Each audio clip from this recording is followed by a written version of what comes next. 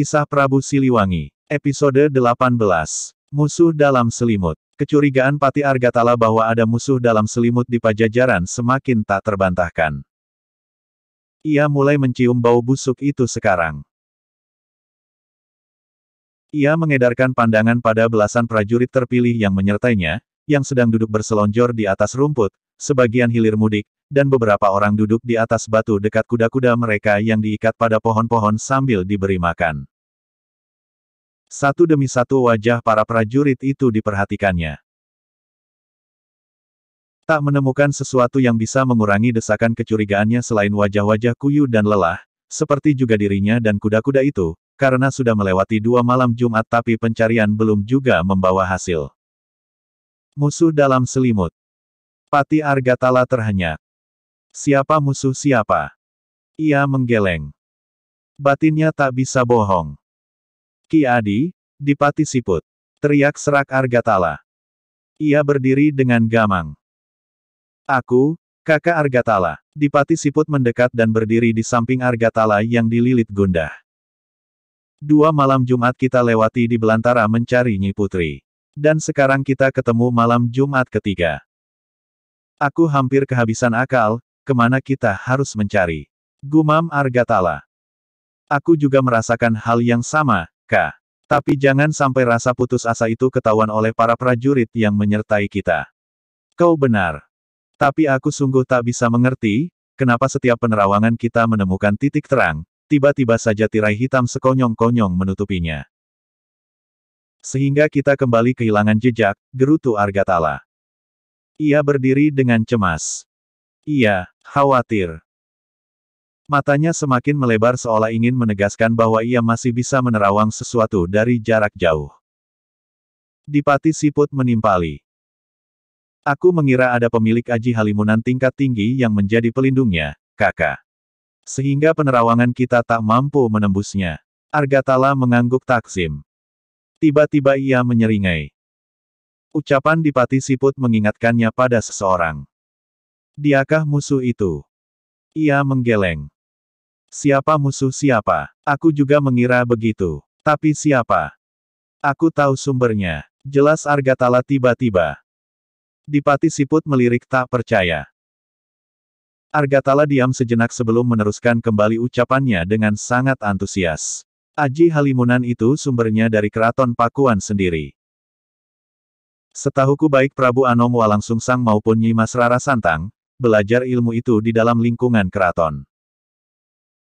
Aku yakin dari sana pula yang menyebabkan kita selalu kalah untuk menembusnya. Di Pati Siput menatapnya. Sebuah senyum penuh percaya diri menyembul dari wajah Argatala. Senyuman yang hari-hari belakangan ini lenyap dari wajah lelahnya. Apa yang akan kau lakukan, kakak? Selidik di Pati Siput setelah keduanya terdiam sejenak. Argatala menghembuskan napas beratnya. Tapi mata itu kini terlihat memerah. Rasa sakit hati dan kecewa membuncah hingga ubun-ubunnya. Argatala memegang erat kujang pendek yang terselip di pinggangnya. Di Pati Siput melihat dengan jelas bagaimana lelaki gagah di sampingnya ini sedang dilingkupi bara. Bahkan ia kini tak melihat sosok Argatala lagi melainkan kobaran api yang menjilat-jilat angkasa. Diam-diam aku akan kembali ke keraton. Kau jaga pasukan dan teruskan pencarian sampai aku kembali. Beri tanda setiap kau menemukan jalan bercabang, agar aku tak kehilangan jejak jika nanti menyusulmu. Tapi jika malam Jumat keempat kau tak menemukan Nyi Mas Rara Santang atau Prabu Anom Walangsungsang, dan aku tak berhasil menyusulmu, bawalah kembali pastikan ke istana melalui jalan yang kau lalui sebelumnya, jelas Argatala. Suara itu terdengar bergetar menahan yang mendesak-desak dari dalam dadanya. Di Pati Siput merasakan suara itu bahkan seperti diliputi rasa tidak percaya diri yang kembali menyergapnya. Selama ini tak pernah ia dapatkan Argatala segugup itu ketika akan melakukan sesuatu. Ada baiknya kau ditemani seorang prajurit, kakak. Pilihlah yang menurutmu baik. Aku akan melakukan tugas menggantikanmu di sini.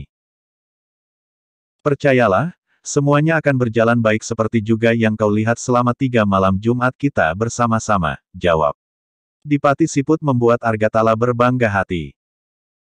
Ia menepuk-nepuk pundak sahabatnya itu, lalu keduanya berpelukan. Pemandangan itu sempat membuat penasaran beberapa prajurit yang menyaksikannya.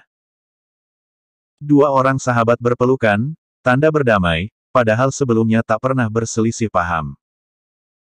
Aku percaya padamu, Dipati Siput.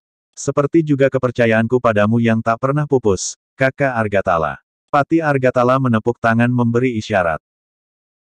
Seorang prajurit datang menghampiri menuntun kuda tunggangan Argatala. Argatala memegang tali kendali, lalu meloncat ke atas kuda. Menepuk-nepuk leher kuda lalu melecutnya. Argatala melesat dengan kudanya menuju keraton Pakuan ke arah barat, diikuti seorang prajurit. Keduanya melesat di atas jalan setapak meninggalkan jejak kabut debu yang mengambang, mengaburkan pandangan puluhan prajurit yang ditinggalkannya di belakang.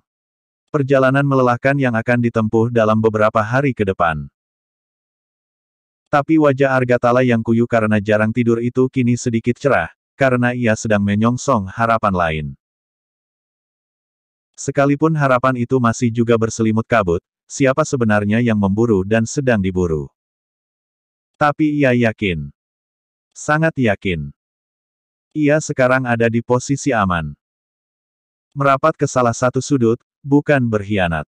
Bersambung episode 19.